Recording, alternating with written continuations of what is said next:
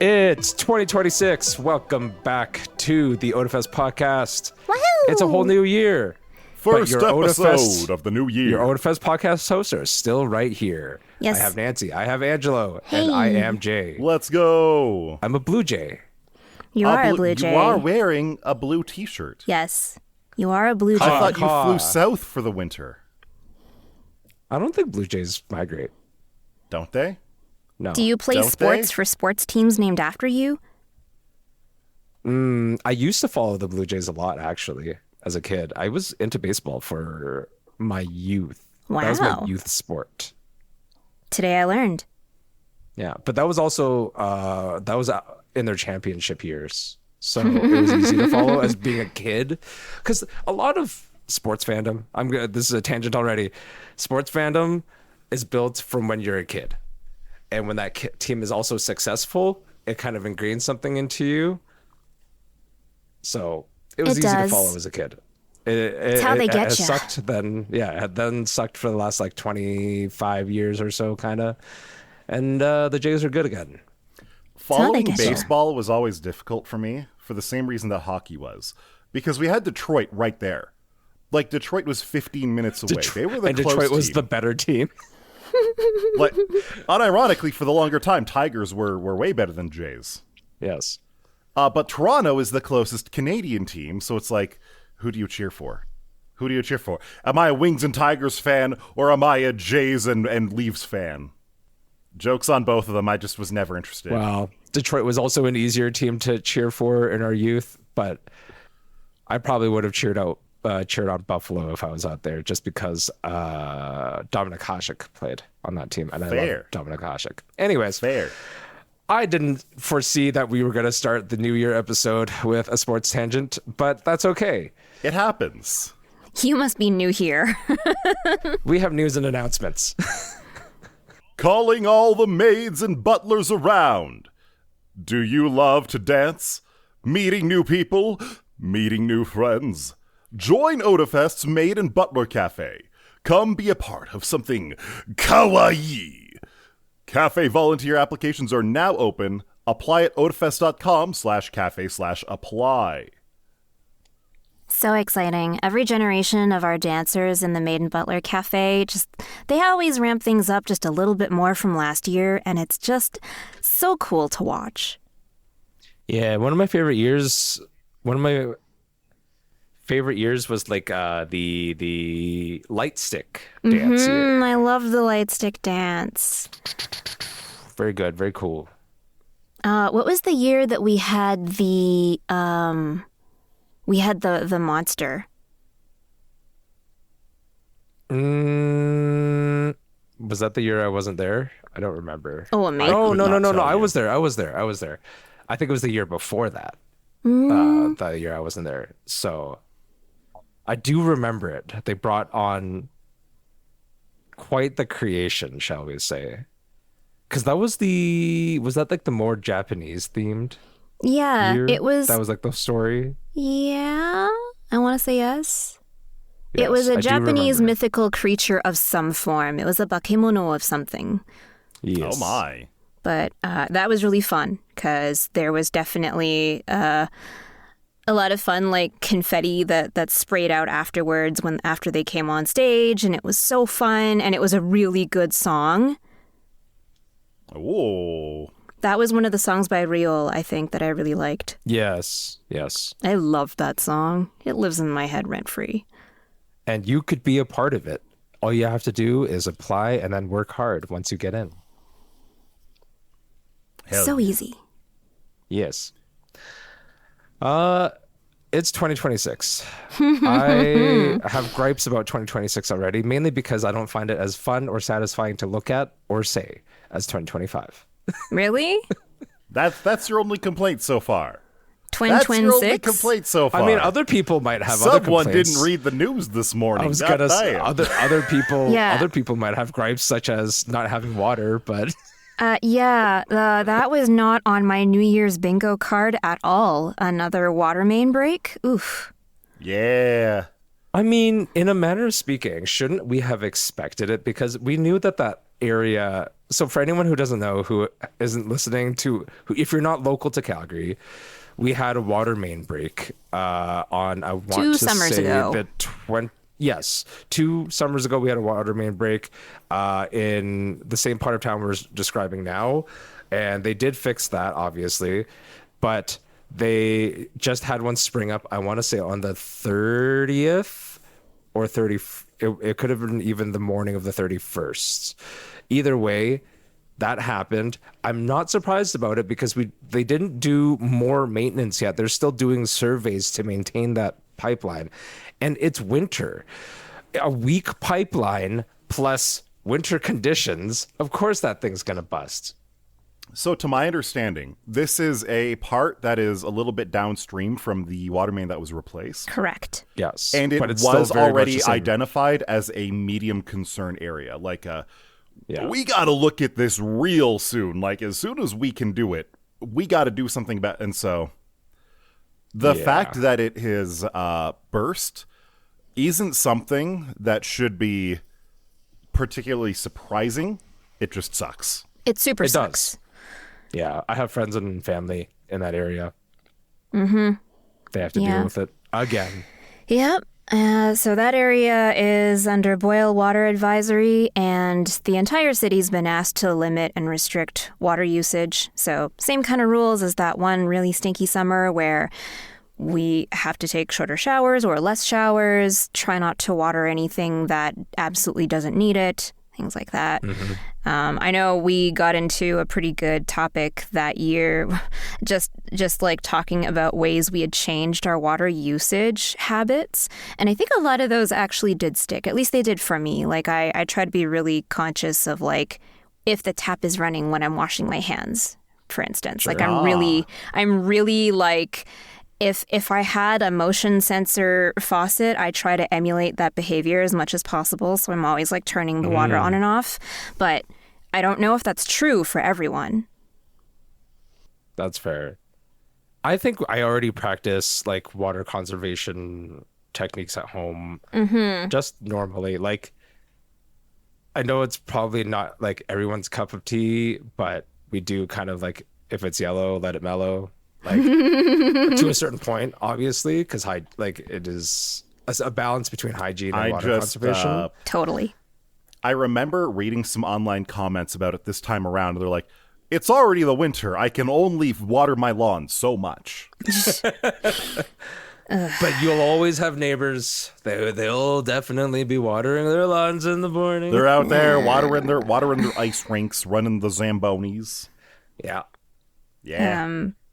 I think you'll both remember that several seasons ago, I started seeding my lawn with clover. And that has been an amazing, like this past summer, it has already proven itself to be an amazing water conservation because I don't have to water that green space like at all. The only things I do water are the flowers around it, and that's it. Nice. I'm speaking of clover. I am waiting on hopefully our spring for my clover to really pop. I seeded in like August-ish of last year. That's a good time. And we had already gotten some batches of clover coming through, and I noticed that it was kind of getting to that point where maybe a third of my lawn was clover. Like in this, unfortunately, right after I had seeded, it rained a lot, so I'm guessing it dispersed the seeds in weird ways, probably. Maybe. But Maybe. It depends is. it depends on how you seeded it, but water typically is a good thing because it does, activate seeds, but it also pushes them further down into the roots of grass. So it should actually have been a good thing for it. Yeah, so I am waiting for spring results. But Very exciting. I'm excited to see what it Nice. all looks like come May-ish. Yeah, I was thinking probably May, maybe April if we're lucky. In the meantime, this is why I have air gardens. I have flowering tomato plants right now. Amazing. So I'll have tomatoes again I finally switched to like some dwarf varieties. So they won't overgrow my garden. So this one is like, it sits like, it's maybe 13 inches. And it's Nice. very That's bushy. cute. That's cute. very That's a cute size. I don't is. think I got a chance to tell you all of those tomatoes that I ended up harvesting right around October when I told you I filled the sink up with tomatoes because I was just like, it's cold. I have to put these inside. And we ended up just snipping all of them and taking them in. Yep. I finally ended up using the last of it in early December. Like it just lasted wow. for so long, and they yeah. just sort of slowly ripen, right? They slowly turn red. Months so of it just tomatoes. months. And I even gave You Angelo had like a so many bag of tomatoes. antioxidants. And my mom, Yeah, I gave my they made a mom a great giant sauce. bag of tomatoes. So yeah, Nice. Very nice. I'm ready. It Ready New for a new Year. batch. Yeah. Now, that's what we're looking forward to, I suppose. That's what we're looking forward to once everything melts and warms up and this horrible winter leaves us behind. Mm-hmm. What was the climax of winter for you? What was the Christmas like for you? I hope that both you guys had some fantastic holidays. I had a very nice, comfortable holiday. We spent this was the first time we spent Christmas without parents in the house, which was actually kind of nice. Nice. Not gonna lie. Nice. I know a lot of people are like, yeah, the holidays are for family, and I can agree with that. To an extent. But some family just makes you stressed out a little bit, you know? Yeah, I know. So instead we had Dio's brothers over, we had our friend Nikki, and we watched Lord of the Rings. Very nice. Yeah. Cool. Did you The, watch the the extended turkey. cuts? Unfortunately, yes. I intended to download the regular cuts. Unfortunately, yes. No, I don't like them.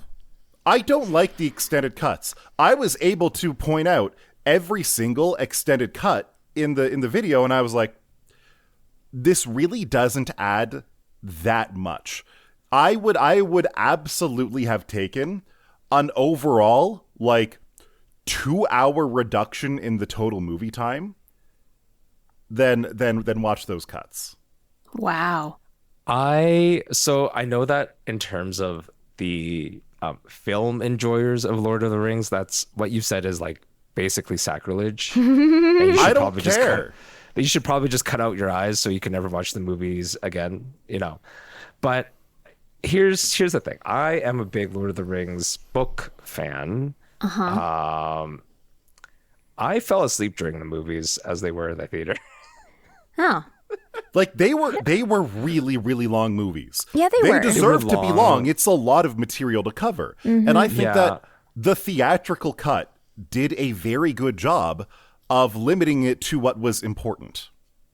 It's probably true. I probably just didn't have the attention span as like a 14-year-old to enjoy the Two Towers. That's the Look, one I I fell was asleep the during. same way. I did not get the hype when Lord of the Rings was all the rage. I loved it. I'm now I loved very watching curious movies in what my theaters. partner thinks about the extended cuts.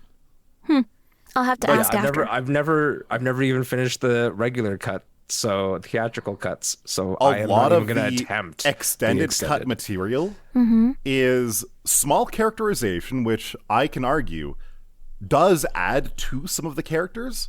Some of it literally wastes time, and the one scene that I understand why they put it in there, but it pisses me off because it is explicitly what doesn't happen in the book, is when they actually kill Saruman. I'm going to spoiler it. Spoilers for anyone who hasn't read the 70-year-old book or watched the 25-year-old movies. Saruman, when they take over, when they kick Saruman out of Isengard, they kick him out. Yep. They don't kill him in Isengard. He gets kicked out, and they're like, "Oh, pity!" Blah blah blah. He goes back to the Shire, takes over the Shire, and Yes, after that's his everything real happens, revenge. after Mordor is destroyed, they go back. The hobbits, having become like super adventurers, rise up, make all the hobbits rise up, overthrow Saruman another time, and they're like, "No, Saruman, get the hell out of the Shire. You're not welcome here." And then Grima, our boy Grima Wormtongue, then goes to backstab Saruman because Saruman pisses him off for the last time. What they did instead, they took Saruman at the top of the Tower of Isengard. They had Grima stab him in the back there, and he fell off the tower onto this big spiky water wheel. It was very dramatic, very cinematic, very cool. It doesn't happen that way. Mm-hmm. That's not how it happens. True. I understand they're trying to give the audience closure, and I understand why they removed it from the theatrical cut, and I understand why it's in the extended cut, but it's wrong. It is just wrong, and I don't like it. Hold on. Because I didn't watch the movies in general, in Return of the King, in either the extended or the theatrical cut, did they return to the Shire to find that it was... No, they couldn't have found... No, they didn't. Because Saruman that would have never died happened already. in the movies. That never happened in the movies. The closest that they got to it was when I think it was Frodo was looking in the looking glass. In the Palantir? The thing. Not the Palantir. Oh, not the Palantir. I believe That's there the might have been communication. when Pippin looked into the Palantir as well. No. There were Is it visions because of the Shire being burnt down. I was going to say, was that when he looked into Galadriel's... Thing, yes. Looking glass thing? Yes. The little... Whatever you want to call it. So we got that, and I think one of them saw it in the Palantir, maybe. That is the closest that we got to it. And to be fair, that would have been a movie on its own that could have deserved to be a movie on its own. It could have been, but it didn't short, need to be. It didn't need to be. But certainly, I understand because the turkey worked out fantastic. Great. I had turkey loaf, but I did not prepare the turkey loaf at our Christmas gathering, our family Christmas gathering. Mm-hmm. Joyce's aunt prepares because it's hosted at her place.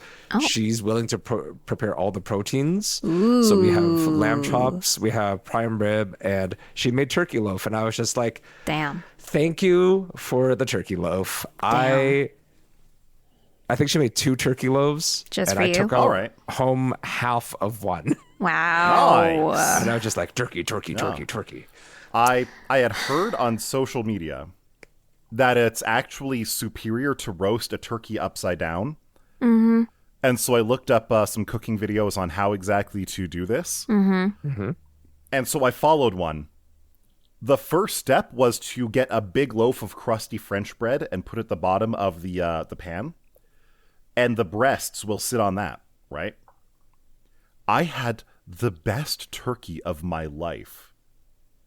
And not only that, the bread at the bottom of the pan soaked up all of the turkey drippings. So the bread itself tasted like turkey. The bread's supposed to serve a basis for stuffing, right? So the bread you could make stuffing with it. Its main purpose is just to shield the breasts from direct heat for the first hour or two of roasting so that they don't overcook. Cool. Literally every part of the turkey was juicy. All of the meat was falling off the bone. It was the best turkey I've ever had. That's amazing. So evidently, roast your turkeys upside down. Correct. If you're not deep frying them and burning down your house, then that is the only way to do it. I have an argument against that because for the first time ever, I had a smoked turkey this year. A smoked turkey? My brother-in-law decided he was going to smoke an entire turkey. So he got up at 7 a.m. and he smoked an entire turkey. And it was the juiciest, the moistest, the best, the most flavorful turkey I have ever personally experienced. It is now my favorite way to have turkey. And you know from past holidays, I've always said I'm very indifferent about turkey. It is not something I get a craving for. It's not something I particularly look forward to. I look forward to that now. Nice. This is one thing about growing old that is kind of a benefit. We're learning and we're expanding our experiences and we're learning all the things that our parents did wrong that we can improve on. I know. I love my parents, but the only turkey that came close to the roasted turkey I did was the deep fried turkey that my dad used to do. Which I obviously can't do here. I love my Deep aunts and fried turkey uncles, is but good. I do not like roast turkey. I just don't. Yeah. It's dry. I mean, that's fair. I think that's a lot of it is just preparation. Like, spatchcocking a turkey while intimidating at first is probably the best generic oven cooked way to do a turkey, because nothing changes Absolutely. in the method other than literally spreading out turkey for more even cooking. Correct. That's it. It doesn't change anything else about the recipe. It doesn't change your ingredients. It just, if you can learn to do that, it's probably going to take you 2 to 5 minutes at most to actually spatchcock the turkey, True. and then that's it. So for New Year's, I got to go see friends that I really only get to see during the holiday season, and they always make a themed dinner for that day. And what they did this year was they did turkey, but they deconstructed it before they put it in the oven. So the drumstick stays relatively whole. The breasts are whole. Like everything is still on bone, but they've deconstructed the whole turkey so that it all sits flat. And then when it comes out half an hour later, everything is perfectly cooked. Everything is moist. They didn't have to do like an overnight wet brine in a bag. They just dry brined it, and it was perfect. Nice. The second best turkey outside of having an entire smoked turkey. That's great. Like you were saying, I'm not usually that enthusiastic for turkey. Like, it feels kind of obligatory, and it is actually really cheap for the amount of meat that you get per pound. It is a cheap bird. I think turkey. So making it good just feels good. Maybe not. I was gonna say I think turkey, but maybe if I really think about it, the internet in general is probably one of the best things that's ever happened to food. Yeah, Like, absolutely. The synergy of this is something we all have to do. Like, it's a core human experience. It's a core mammalian experience to just, we need to eat.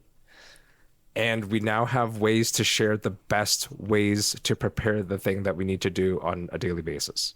And it's not just like what makes it taste the best, too. It's also about like, well, okay, you can do this if you want it to taste the best, but you can do this if you want it to not take that long because you're busy. You'll get like 90% of the way there, but you'll Yes. spend half or maybe a third of the time, because And another I thing that I did. love those. I The love specific those. video I watched about doing the turkey upside down also told me about how to do it at high heat. I roasted my turkey at 450 degrees. Nice. Probably saved you a ton of time. It took 2 hours and 30 minutes to roast it. Yeah. And it wasn't a massive bird. It was about a 10-pound bird. So But still. That's good. ex-boyfriends of mine whose family do really big turkey dinners, and anytime I'd been invited to one, and they always bake the whole turkey, and they always have to go through this process, right? You make the turkey, and then when it gets to this part, you have to like tent it with foil, because otherwise the breasts get burnt, and then you do this, and then you do that. You have to have the stuffing in the carcass. You have to do things a certain way, and while fine. That was like a day-long process. It was like 7 hours fuck of that having that noise. turkey in the oven. Yeah. No. Even No, longer. the only Even thing- longer if you have stuffing in the turkey. Yeah. It's so I was long. Like, I Stuffing, refuse the stuffing in the I- turkey because it just takes too long. Dressing is better. I'm just gonna say it, like, dressing is better. You can prepare it at the time that you need it for. You can still add your roast drippings and mix it into the dressing, so you still get all the proteiny, delicious umami flavors into your side, and you don't have to compromise the safety of cooking that turkey. And you know what I did? After the turkey was done, like, I had to work on Boxing Day, but the 27th, I got up in the morning and I threw the entire bones, all of the bones of the turkey, into a big ass pot, Yes. and I made myself so much soup. Yes. I love using the gonna say- carcass for making broth. That's the only thing in cooking that should still take a good amount of time, is making broth. Yeah. I think that broth was simmering on the stove for 6 hours or so. There are no shortcuts to good broth. There, Instant if you Pot. believe YouTube, there are with Instant Pot specifically. Instant But Pot. I had pressure a much cooking larger. period. Sure. I had a much larger pot to make much more broth. And Yeah, that wasn't I going to had fit in an nothing Instant else. Pot. I had nothing else to do that day. I was happy. I was happy to spend the day making broth. Did you do the thing where you roasted a bunch of onions and put those in too? So I roasted the bones first, actually. Very good. I roasted the bones first. For the vegetables themselves, I just chopped them a little bit smaller and just threw them in the pot. Nice. Yeah. Yeah. Nice. Yeah. Amazing. I love that. Changing direction a little bit, I got a fantastic gift from Dio this year. Did Dio win at the gift giving? Arguably. I think we both matched each other pretty well this year. Ooh. I got Dio a nice little wireless DJI microphone set, Nice. and Dio loved it, and it works fantastic. Like a lapel mic? It is a set of 2 little wireless lapel mics. Like, you can clip them anywhere. Yeah. It comes with a little box and a unit, a little main unit that you can plug into your phones, into your PC, into your cameras. It is an exceptionally good system. Dio got me the Bamboo Labs A1 Mini, a 3D printer, a explicitly very beginner-friendly 3D printer Indeed. that has, I think, a very good price-to-performance ratio. Like, when I was going off over, like, 3D printers being like, ooh, do I want this? Do I want this? It has a maximum volume of, like, 18 centimeter by 18 centimeter by 18 centimeter, 18 centimeters cubed. Which, when I look at that on a ruler, it's not the biggest 3D printer out there, but you can make a lot of useful stuff in that volume. Correct.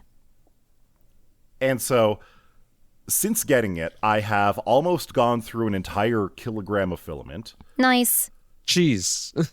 I have made so many different bookends for our bookshelf. I've completely restructured our bookshelf. It was just a mishmash of books all over the place. I've made like invisible bookends. I've made little clips that clip onto the bookshelf, and you can just like put your book on the front of the shelf and like display a book that way. So I've got some art books that are displayed that way. It's very aesthetic. I have made manga risers for Dio's IKEA Calyx, because this is the cool thing. There are so many models just available out there. I know almost nothing about 3D modeling, and I've been able to print so many useful things from around the house. I was able to make some bag clips. I was running out of bag clips to clip bags with. And I just made bag clips, and they print in place. They use like the leverage of their own mechanics with the springiness of the bag to work. And it's like, how did someone come up with this? People are really smart on the internet, as it turns out. They are. Well, I have these little this is the other bottles side of too. ink. There's also the other side, but let's not talk about that. I have these bottles of ink from a company called Ferris Wheel Press, and I love love the color of them. the ink. Yeah. And the problem is, these bottles of ink are round. The bottom is so tiny. I'm always worried that I'm going to knock these over. I'm like, I am going to flick over in the wrong direction, and I am going to get 38 milliliters of ink covering, staining every little part of my desk. Correct. What is the ink for? It related to the 3D a printing? dip I'm not pen. familiar. Dip pens. Yeah, dip unrelated to 3D printing. Oh. I was able to print a little stand because, of course, other people have had the same problem. For her. Smart. Wow. Quick tangent. Can I quick tangent? Sure. This is not related to Christmas, but this is a gift I received while I was on my trip to Hong Kong. I met up with my brother. We had a nice little dinner. I hadn't seen him in 20 years. I can't believe I'm at an age where I can say that. But yeah, I'm at an age where I can say I haven't seen a family member for 20 years. Damn. I mean, I'm pretty sure I haven't seen my sister for a decade. I told my mom that I was like, I might go to Hong Kong and look around in certain shopping districts to look for a certain thing that I want to get. And while I was in Hong Kong and during the travel, I didn't like hard write this in as a thing that I was going to do. So I kind of forgot about it. Turns out my mom was being super thoughtful, and she told my brother, like, hey, if you can get this, I'll, give it to him as a gift. I don't have a real practical use for it because, first of all, we live in Canada, so there's not a lot of practical use. I don't think most Chinese people in Canada, especially Canadian born, like myself, would have one of these. I got a name stamp. Oh, lovely. Oh my! That's wonderful. It looks like it even came with an ink pad too. Yes, it's like, this is like a jade stone name stamp. Yeah. My name's here. Very classic. I have the classic red ink pad that goes with, that I have not actually tried to use yet, because I'm not trying to save it for special occasions. I'm just trying to figure out when I should use it. But like, use it for like signing Christmas cards. I did think about that. Our Christmas cards this year were red, so I couldn't use it. Oh no. Well, what you do, you get like a nice piece of white or off-white stationery, stamp that, and then glue that into the card. Oh yeah, smart. You could do that. I'm not smart enough. You could I do want to get, but that's cool. No, that's super cool. Because of Christmas cards, though, as you mentioned, and stamps that we're talking about, I did want to get address stamps for myself and Joyce, so we don't have to write our names out anymore. Yeah, I love those. Oh. I actually had one for my old place, and now I don't have it anymore because we moved. So now that address doesn't matter. Mine was it wasn't a stamp, it was an embosser. So you actually press it over paper, and it like raises the address. Too. I loved it. Again, I need to get a new one for my new address. Can I ask if did you ever have problems with it not showing up visibly in some way? Like, no. I worry about that, but I do love that it's much more economical. Yeah. The way I address anything that goes into an envelope, I almost always put the return address on the back of the envelope on the flap, not on the front. So the return address doesn't matter, right? That's just so you know where it came from. It just needs to be, visible on the back of the envelope. So it never really was a problem. And because of how far it raised the address and the text, it was always very, very visible. If you were really, really worried for some reason, you could do it a little bit lighter, and you could take a bit of ink on your fingers or on a brush, and you could just smudge it over, and it would bring it out even more. But nice. I never really needed to do that, like, ever. I thought I would run into it at least once, and it never did. Anyway, we're gonna have to talk about this. Yes, we should. Anyways, as a thing. But on that note, on a very similar note, for Christmas, my girlfriend gifted me personalized stationery. Do you remember back in the hoity-toity days when you would have like note cards that said from the desk of so-and-so? Yes. She actually got me some, and they're so fancy. They're so cute. That's so and cool. we have joked around now about like, I should just send you like an actual note card anytime I think of you instead of just sending you a text message like we do right now. Except I have to make it something very extra, because it needs to be something that's like immortalized on paper. And I say immortalized on paper because we all know how destructible paper is. But as far as paper mementos go, if it was something I really needed to write down, it has to be something worthy of having spent that ink, that postage. I mean, so it was. If you store paper correctly, it lasts longer than a CD. Yeah. You're not wrong, because like CD degradation is a thing, and it just sort of happens as the chemicals break down. And like paper does last a long time, but it's also extraordinarily fragile. It becomes brittle. Yeah. Yes. Like, it's crazy that we have paper notes from like 500, 600, 700 years ago. Yeah. And well, it's just a matter of how it was kept. You just got to make sure that the worms and the moths don't get into it. Exactly. And the moths. I have gone to, like, it doesn't even have to be like a super old prestigious library. Like, I've been to the university's library, and in some of the older sections, I will look at some of the really, really old books they have, and you will see holes where worms have chewed through the book. Like, they just went straight through it. Oh my God. And usually it's close to the spine. It's not usually where it like damages text Well, or that's much where of the the page. glue is. That's the tasty part. Yeah. Yeah. How dare you Actual take glue away- eaters. Yeah. Anyway, My fellow and glue My enjoyers. fellow glue eaters. my fellow glue enjoyers of antiquity and vintage goodness. But yeah, I have personalized stationery now, and so like half of Very my cool. brain thinks about fun things to send on a note card to my friends, like here in town and also away overseas or something, and then the unserious part of me is like, but what if I just complimented Angelo's ass on paper for fun? From the desk see. of Nancy C2. Dear Mr. Vanderbeck, I write this with high regards to your posterior. For it Nice is booty. round, luscious, and very shapely. It's in the apple bottom jeans and the boots with the fur. Most Quite exquisite. certainly. Most Sincerely, certainly. Nancy. Sincerely and with the highest regards. Make sure to practice your signatures first so you can make one really fancy. Yeah, you know what? I got wax seals recently, and they're very cute. So I have one with just like a very simple letter N on it, but I got a couple of really cute, like they're really tiny. They're like little 9mm seals, so they're meant to be small. But Arc. the one I have is a teapot and a teacup, and they're on reversible ends of the brass handle.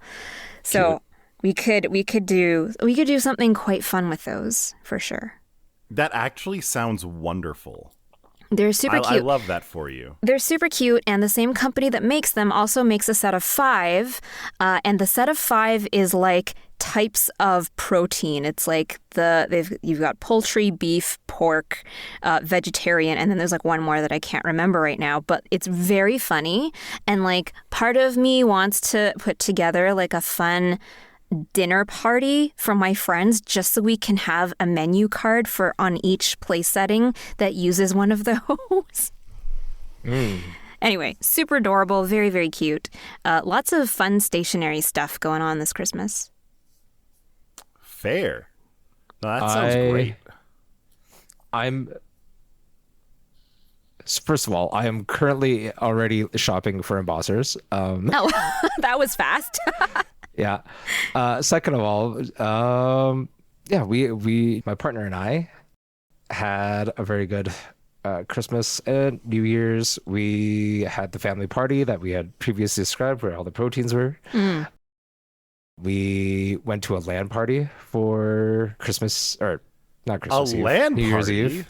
That sounds Yeah, An we actual actually LAN party? Yeah, so a small contingent of Otafest has had a New Year's Eve LAN party for the past like 12 years. I've gone to maybe 6 or 7 of them at this point. I hadn't gone for the last little bit. So I was like, I think it's time to return. I have a new computer. My partner has a new computer. So we wanted to test, the computers and have a good time gaming and passing the year into the new year. We played some silly games. We played Crab Champions, which is just a hilarious game made by the people who made the Crab Rave short. And it's just like this, I don't know. My partner had never really played any kind of shooter game before. So it was a fun time. They learned about that genre of game. Also, her cousin got us Split Fiction for Christmas. So Yay, we got that too. We've just started that. Yeah, we've just started that. We kind of think right now that It Takes Two is actually better, or we preferred it so far. Oh. But it doesn't make Split Fiction a bad game. I think we just appreciated It Takes Two a little bit more for how they show the story and how they develop the gameplay as the game goes on. But we've only put in a few hours so far, so. But is there a traumatic moment involving an elephant?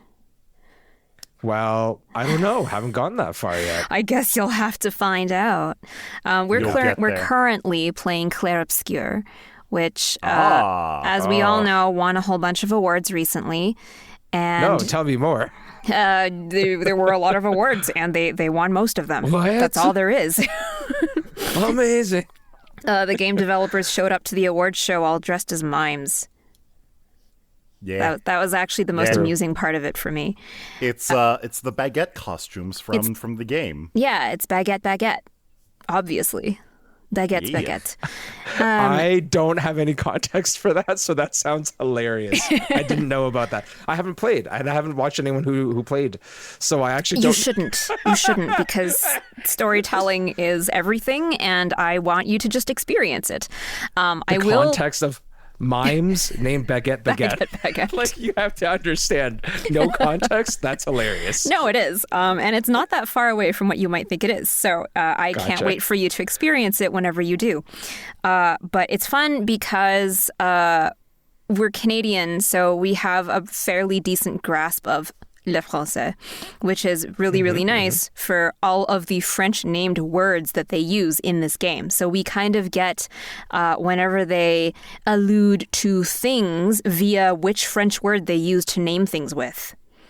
And even the actual name of the game itself is a reference. It's self-referential. So I've been really enjoying it. I learned new words. I learned that évêque means bishop. I did not know that. Ah. I learned a lot didn't of know new that French either. words. I thought avec meant with. It's Yeah. it's évêque. It's definitely like a different word. Yeah, it's a totally different They're word. homonyms. They're homonyms. They're homonyms. Sure. But I don't know. I think it's fun, and just as Canadians, we have a very different experience with it because we have so much more French that's just present in our day-to-day and also in our public education that it felt like it was very easy to step into. Whereas I think for a lot of American audience who played this game, it probably felt a lot more exotic because there's it a probably lot felt of more foreign. a lot more because they have a lot more Spanish down in the States, right? We literally just were talking with someone yesterday where they were like, yeah, the States is where you go if you want proper Mexican food. And you're like, yeah, of course. They have a lot of really Spanish and Mexican inspired cuisines there. Great. Yep. Very But they don't interesting. have a whole lot of French the way we do here. No. So our experience with this game as Canadians is probably quite different. So That's I'm very really interesting. I excited wouldn't actually have to thought see. about that. Well, no, it's true, and it's something that I've noticed in the past. There was a series of romance novels I read that were very based in French culture, and it didn't seem all that out of the ordinary for me until I listened to an American book reviewer try to say the names, and it was Painful. painful. Painful. Oh, God. Painful. So, it occurs to me that French is not as exotic or as far removed for us as it is for a lot of other people in North America. Yeah. Anyway, Real. I'm so excited for Jay to eventually play this game. I will. I promise I will. And then I will learn about baguette. Baguette. Baguette. You'll like it. You'll like it. You'll probably bust a gut the first time you see it. Ah. It's a very good game. I'm really enjoying it. I mean, it's probably a good enough game. It's fun. Why would you say it's good enough? It's good enough to I win think, like 1,800 yeah. awards. Good enough. It got disqualified from one. Yeah, it actually did. It did. From, I believe it was the Indie Game Awards. Yeah, Explicitly because of their AI usage, which, to be clear, they've come out and said they used AI in some of the very early stages and for testing things. yeah. At the time they shipped, the only AI asset in the game were some newspaper textures, which they replaced 1 week after the game came out. Oh, I remember that usage for it was relatively limited to things like just placeholder assets. So things they hadn't had time to go approach artists to create the assets for them just yet, but they had placeholders in there to just get things rolling. And that's very normal for the development of almost any kind of software. Now, personally, Interesting. I think they could have just opened up MS Paint and lived with some programmer art. Based on the timeline of the game's development, I think it is entirely reasonable that they really didn't know what they were doing with AI when they were trying to do it, and they were just exploring it like a lot of companies were. Since then, their CEO has said some other stuff about AI that I really don't like, but Yeah. The cat is out of the bag. You don't have to support their next game, but this game's already out. And it's I already think it run. is entirely reasonable to support and enjoy Expedition 33, regardless of what AI stuff they did in development. Because the game in its current incarnation contains no AI assets. Yeah, and I think it was quite clear that they had real actors provide voices and the mocap and artists who actually did a lot of the texturing and everything else. So Expedition I think 33 is good fucking art. it's gorgeous. Funny side thing. We didn't realize that our graphics settings were set to very low until we were about halfway through the game. All right. Yeah, it was really funny. So after we cranked it up, we were like, oh, wow, the skin looks really nice now, but everything else is not indistinguishable, but everything looks a little nicer. And Sure. I think one of the early criticisms we had when we were starting the game was that from time to time, there were certain shots of the characters who are maybe in conversation or whatever, looking kind of bug-eyed. Like, just sometimes they looked a little bit like they had. Mayel a lot. Yes, Mael was the one that had the worst of that sort of that expression. Like, we're not talking quite Gowron levels of bug-eyed, but it was still noticeable and a little bit janky. It pulled you out of it a little bit sometimes, but that looks a little bit better when you really crank the graphics up. So I think the skin textures benefited the most, to be honest. I think everything else was actually fine. And we play this on a very large TV. You would notice if the textures were god-awful. But for the most part, it was just the skin benefited from it. Yeah. It's a game that looks pretty good on the low end. Yeah. After Dio upgraded their graphics card, we cranked it up a little bit, and they were like, wait a minute, what? This looks fantastic. It looks cinematic. I think the biggest difference was we stopped rendering it at I think we turned off super sampling. Oh. I think the super sampling was rendering it at 75 or even 60% resolution. And so we just turned it up to native scaling, and it was like, oh, this looks fantastic. Oh, interesting. Unfortunately, the way that our output currently works to the TV, we get quite a bit of screen tearing on scenes with a little bit more action. But other than that, it looks pretty amazing. I mean, every time you're in an environment with a lot of floating effects in the air or things like that, things look amazing. Yeah, it's a good looking game. It's a beautiful game. Can't believe it's their first game. All right. I think we have a 2026 first episode of the year wrapped up. That's us. I think we do. Mm-hmm. And we'll be here. Thanks for listening. Next year for a 2027 first episode of the year. Yep. But there's probably going to be a whole lot of episodes between then and now. So stick Maybe. around. Yeah. We'll be here. Take care. Bye-bye. Bye now.